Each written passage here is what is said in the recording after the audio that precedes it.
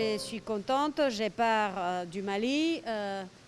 après cette première visite en tant que ministre des Affaires étrangères de l'Espagne, mais aussi la première ministre d'un pays de l'Union européenne à visiter le Mali après l'installation de ce gouvernement de transition, un voyage qui est placé sur le thème de la confiance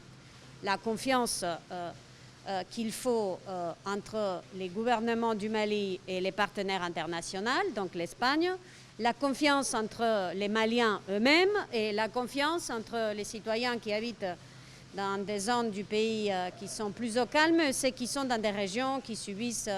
des tensions. Donc ce thème de confiance, ces messages de confiance, c'est les messages que j'ai voulu envoyer en venant ici au Mali, sachant qu'il reste du chemin à faire dans cette transition, sachant que l'Espagne veut accompagner les efforts du Mali, qu'on sera à côté et qu'on veillera à ce que les efforts que le Mali consentira dans les prochains mois pour avancer dans cette transition seront répondus et seront accompagnés des efforts de l'Espagne et, j'ose dire, aussi de l'Union européenne. Nous avions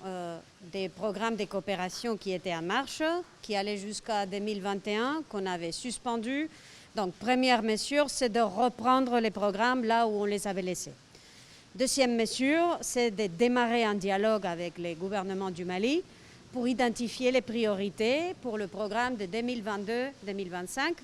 qui sera doté d'une enveloppe de 100 millions d'euros